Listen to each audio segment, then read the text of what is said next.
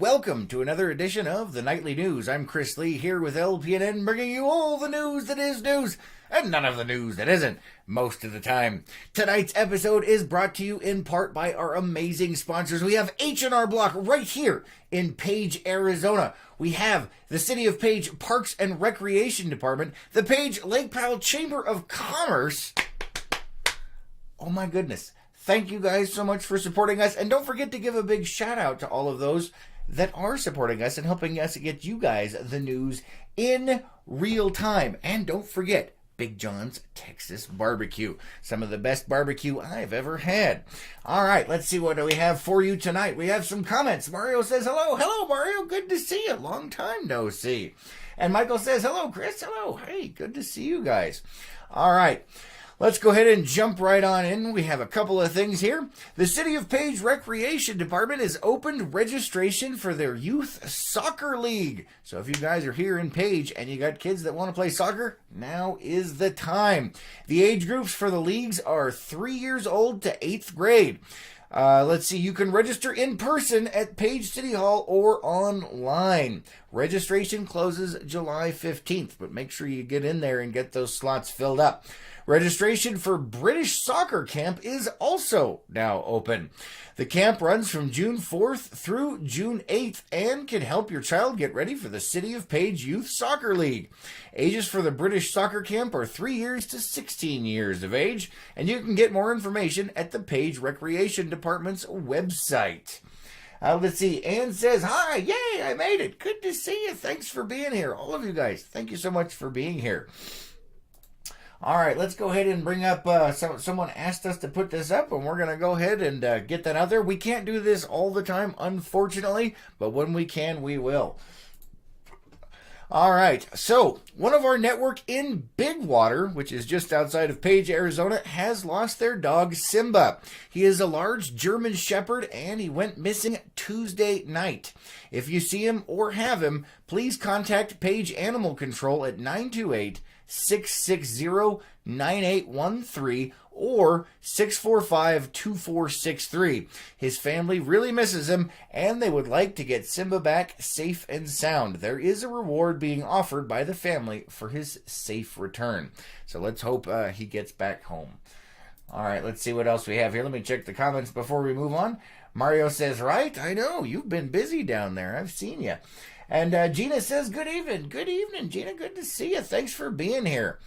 All right, let's see what else we have here. The Circle of Page is still looking for volunteers to help with their Walmart deliveries. If you guys can help out with that, please contact Kathy Steffen through the Circle of Page's Facebook page. They do need some volunteers for that. Even if you can only do 1 day a month, they really need your help. Let's see what else we have here. Also, Carl Hayden bridge traffic delays. If you guys didn't know, there are still delays going on. As a reminder, nighttime closures along the Carl Hayden Bridge started the other day and will continue through tomorrow. The bridge will be down to one lane for routine pipeline inspections and maintenance on the sewer line that crosses the bridge. So one lane's going to be closed. There's going to be traffic delays. Starts about 5 p.m. at night and goes overnight. So make sure you put that into your plans if you want to cross the bridge. All right, let's see. Let's go ahead and move on to some other news here. From the City Council meeting last night that we covered. If you missed last night's City Council meeting, we have the highlights here for you. Last night started off with a round of recognition throughout the city. Mayor Tappan and the council recognized the Page Middle School girls and boys track teams and the girls softball team for their state championship wins. Mayor Tappan presented several local volunteers with the President's Volunteer Service Awards. To be a recipient of this award, a volunteer must have a specific number of hours dedicated to volunteering throughout a 12-month period. These hours vary by age group. Each recipient received a personalized certificate, an official pin, a medallion or coin, and a congratulatory letter from the President of the United States. Congratulations to all of you that got that. The city council passed an emergency resolution last night to address some traffic issues at Horseshoe Bend, specifically vehicles including tour buses that are attempting to drop off and pick up prior to entering the fee booths. This practice is concerning to the city as it could lead to a pedestrian being struck by a vehicle, and it seriously impedes traffic from being able to move safely and efficiently through the fee booths.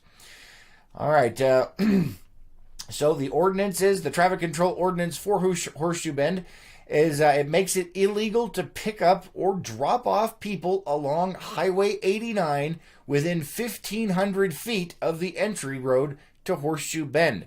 And it prohibits parking, loading, or unloading of passengers in or along the entry road. All right. There was also a proposed Horseshoe Bend walk-in fee. They talked about that some more last night. There was further discussion last night regarding the proposed walk-in fee for Horseshoe Bend. Councilor Warner stated that this was to deter vehicles from dropping passengers off along Highway 89 and in the entry road before the fee booths. He further stated that since the council had just passed an emergency ordinance making this practice illegal, there was no reason for this additional fee.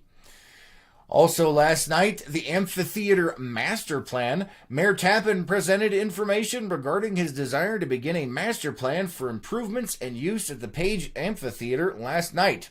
Councilor Warner suggested that since the city is currently in the middle of working on the next year's budget, it would be better to have it presented there. It was agreed, and this is on the schedule for the council's next meeting, Wednesday, May 15th. Also last night, a cost of living adjustment. In what was probably the most entertaining and heated portion of last night's council meeting, the council discussed giving city employees a 3.5% cost of living adjustment. Councilors Warner, Cogen, and Bowlby went head-to-head during the discussion, with Councilors Warner and Cogen arguing against the increase and Councilor Bowlby arguing for it. Councilors Warner and Cogen argued against the increase, citing a potential decrease in tourism, an incentive for personnel to not perform. Councilor Warner further argued that in 2016 a compensation and classification study had been conducted and that a total of $1.1 million had been allocated and distributed to city employees based off the changes in that study. Councilor Warner also stated that increases should only be based on merit and that the city should look into obtaining software that meets the city's performance evaluation requirements. Mayor Tappan chimed in and stated that performance measurements that were authorized during the 2017-18 budget cycle were never implemented by former city manager Crystal Dykes. Councilor Bowlby argued that based on Mayor Tappan's reference that performance evaluations are not being conducted and those that are receiving increases are only a select few. The city has an internal personnel issue that the council does not belong in and that it is up to the city manager to address those issues. Councilor Bowlby further argued that a cost of living increase is a one-time increase and that the merit-based performance increases are a separate subject. Mayor Tappan interrupted the discussion/debate and asked for a vote. The increase passed with Mayor Tappan and Councilor Davis, Yank, and Bowlby voting for it, and Councilor Warners and Cogen voting against the measure. Councilor Cormier recused himself from the discussion and vote due to a conflict of interest. All right, moving on to some other news. In national news, this is from Walmart. Starting July 1st, all U.S. Walmart and Sam's Club locations will no longer sell tobacco or e-cigarette products to anyone under the age of 21. The company announced yesterday that they will be increasing the minimum age for tobacco purchases. In their announcement, the company also stated that they will be discontinuing the sale of fruit and dessert-flavored e-cigarettes. The announcement comes after the company received a letter from the Food and Drug Administration that the company was not passing FDA tobacco sales compliance checks involving minors at a 100% rate. According to Walmart's response to the FDA's notice in 2018, Sam's Club's locations passed 100% of the FDA's checks, while Walmart stores passed 94% of their 2018 compliance checks. Quote, While we have implemented a robust compliance program, we are not satisfied with falling short of our company-wide goal of 100% compliance, the company wrote. In addition to increasing the age for tobacco sales, the company informed the FDA that in April of this year, the company implemented new employee disciplinary actions for those who fail regulatory secret shopper checks that can lead to termination. The company also stated that it will be improving its age verification training through the use of virtual reality. Let me go ahead and check the comments before we move on here. Lori says, hi. Hi, Lori. Good to see you. Thanks for being here. And Debbie says, good evening. Good evening. Thank you for joining us tonight. And Gina says, yay, good on Walmart. All right, moving on to some other things. The Parks and Recreation Department on Saturday, May 11th, which is coming up in just a few days here, is the City of Page Recreation Department's Summer Rec Fest. We hear it's going to be a lot of fun down there. The Rec Fest is free, and it will feature activities, games, and information about what recreational and leisure activities and services are available in and around the Page area. So make sure you're there. Sounds like it's a good time. Also, we have, as LPNN, have put up a new survey for the dog park that's a little more comprehensive than the last one put out by the city. It also has the proposed locations for the new dog park. That way you guys can make it a more informed decision. So if you haven't, or even if you have, make sure you check out this new survey for the dog park and get your voice heard. Or I should say, the new proposed dog park. All right. Also coming up on the 11th is the Page Farmers Market. It's going to be held every Saturday through September. You can find all kinds of cool local produce, local crafts, all kinds of interesting things. It's a lot of fun and a good resource for the community. You can find that over at City Park.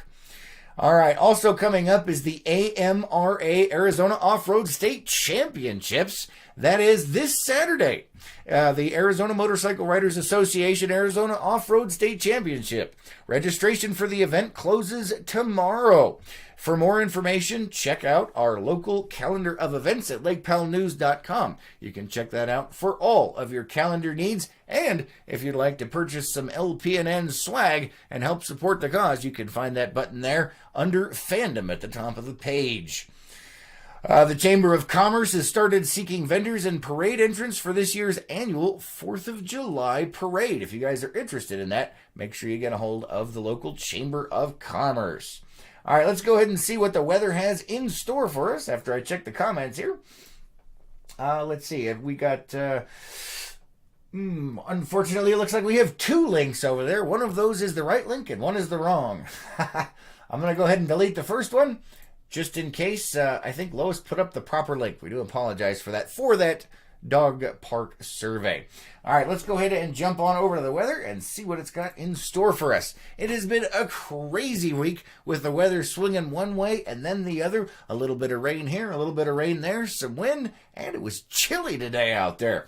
Tonight, the low is only 48 degrees. Tomorrow, a high of only 63 with a low of 50, and they're calling for rain tomorrow. Looking over here, it looks about between a 35 all the way up to a 42% chance in the early hours of the morning. Throughout the rest of the day, the chances do drop, but they are still there. That wind looks like it's hovering just above 5 miles an hour. So stay warm out there, guys. On Saturday, it looks like a high of 70 with a low of 52 and partly cloudy. And on Sunday, a high of 76 with a low of 54. So, crazy weather coming up. We'll keep an eye on it and see what happens with all of that. All right. Let's go ahead and jump on to the rest of our calendar of events and see what is going on. It looks like today we have nothing else. Tomorrow we have 10 a.m. DVD exercises over at the community center. At 1:30 p.m. Zumba. This is Zumba with Solana for kids over at the Page Public Library, and that's at 1:30 p.m. At 6:15 p.m. is normal Zumba over at the community center. All right, guys, that is all we have time for tonight. Thank you so much for joining us, and thank you for doing all of those things that Facebook hates. You guys have an amazing night, and we'll catch you tomorrow morning on The Morning Cup. Until then.